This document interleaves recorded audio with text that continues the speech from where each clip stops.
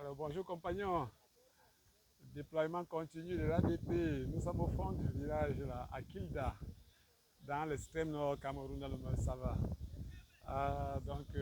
Parti de Marois, Marois Mokolo, Mokolo là, donc nous sommes quasiment, nous sommes à cause, on va dire, Kilda, c'est une bourgade de l'arrondissement de Koza. Je suis venu au contact des populations. Hein. On nous a dit que 2025, c'est l'année des ingénieurs. C'est dommage qu'on ait... Alors, je prends un exemple simple au niveau énergétique. Nous sommes à Kilda. Kilda, nous, c'est cause quasiment là. Mais si vous regardez, là, nous sommes quasiment dans le centre urbain. Hein.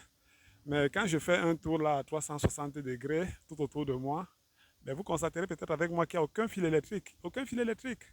Comment on peut imaginer que dans le septentrion, avec tout ce qu'on a ici comme ressources énergétiques solaires, on ait tout un arrondissement qu'il n'y ait pas de lumière. Non, non, non, c'est impossible. Non, c'est inconcevable. Alors que les solutions alternatives existent et sont aujourd'hui de plus en plus accessibles. Non, les ingénieurs ne peuvent pas être au contrôle du pays et puis on se retrouve comme ça avec une population de près de 10 000 âmes qui manque de l'énergie électrique. Non, c'est pas possible.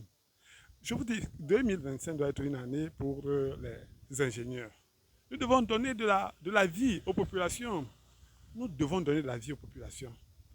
Donc, des villages comme ceci, je viens moi-même toucher du doigt pour que ce ne soit pas seulement des promesses de campagne, mais que ce soit une réalité évidente pour ça, pour faire savoir aux populations qui vont nous voter qu'en 2025, une fois que nous allons franchir le cap d'Étoudi, la priorité sera le bien-être des populations. Les routes. Regardez une allée. Elle est toute parsemée de branches ou alors d'arbres. Donc on sent quelque chose qui est voulu, qui est pensé, mais ça s'arrête là. Il n'y a pas de bitume. Bon, disons même qu'il peut même pas avoir de bitume, mais la route même pour arriver ici. Et lorsqu'on pense qu'on part de Mokolo, hein, là on a vu quand même quelques engins qui sont en train de racler un tout petit peu par-ci par-là pour mettre du sparadrap sur le bitume. Mais une fois qu'on décroche de l'axe central pour rentrer à Koza, mais c'est terrible. Alors que nous avons le Nigeria qui est à 0 pas et que c'est tout un axe touristique ou alors qu'un axe économique majeur pour aller de l'autre côté. Mais il n'y a pas d'électricité, il n'y a pas de route, il n'y a pas d'eau. Alors l'eau, n'en parlons pas. On retrouve un forage à peu près tous les 5 kilomètres ou un peu plus. Alors que les populations font comment pour se nourrir? Les populations font comment pour boire une eau qui est potable? Ils font comment pour s'éclairer? Non mais c'est impossible, c'est impensable. Il y a les enfants qui vont à l'école, ils font comment pour étudier le soir? Les mamans font comment pour pouvoir... c'est la saison voilà, on prie tout ce que le ciel soit favorable et qu'il pleuve bientôt pour que les cultures remettent les cultures dans le sol. Mais c'est compliqué. Alors nous, les ingénieurs, nous devons être capables d'innover. Les ingénieurs, nous devons être capables d'innover, d'apporter de la vie à ces populations. Parce que la vie ne se limite pas qu'à Facebook.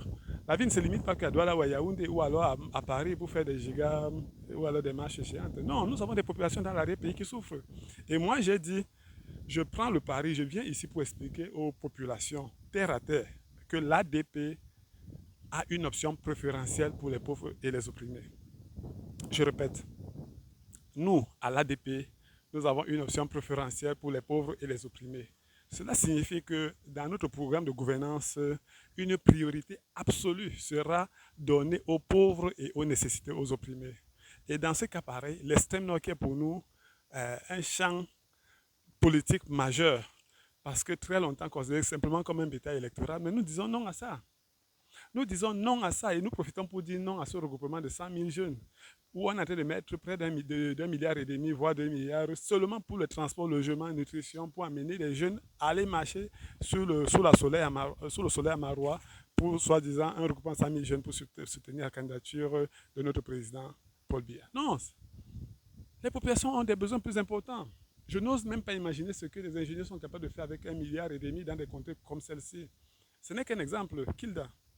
Mais je vais m'arrêter encore un peu plus loin pour vous montrer encore. Dans tous les cas, nous sommes là pour 2 semaines pour rentrer en contact avec la population, pour que ce ne soit pas seulement des promesses de campagne en l'air, mais pour identifier avec eux, avec un carnet à l'appui, des notes que nous sommes en train de prendre, pour voir quels sont les besoins les plus immédiats, les besoins les plus directs. si nous prenons le septennat, si nous prenons le prochain mandat et que l'ADP est élu comme président, je suis élu comme président national du Cameroun, alors par quoi est-ce que je vais commencer? Je leur pose la question parce que dans les 100 premiers jours de notre mandat, je voudrais pouvoir faire quelque chose de direct pour aider cette population. Alors par quoi est-ce que je commence? Donc je suis là, je vais au contact des populations qui vivent la réalité pour leur demander quels sont vos besoins. Quels sont vos besoins? Qu'est-ce que je peux faire pour vous dans les 100 premiers jours? Si demain, j'ai prête serment, vous voulez que je commence par quoi? Pour que vous sentiez que oui, on s'occupe de vous. Pour que vous sentiez que oui, il y a un avenir désormais pour nos jeunes enfants qui vont aller voilà, sous le nouveau Cameroun que vous allez gérer. Un pays plus beau qu'avant, ça doit commencer par ici. Ça doit commencer par Kilda, ça doit commencer par Koza, ça doit commencer par le Mayo Sanaga, ça doit partir d'ici pour rentrer dans l'arrêt-pays. Donc nous n'allons pas négliger, il n'y aura pas une seule zone de ce pays qui sera négligée. Nous allons œuvrer de toutes les manières pour l'émergence d'un pays plus beau qu'avant. Et je sais pouvoir compter sur vous. Soyez bénis.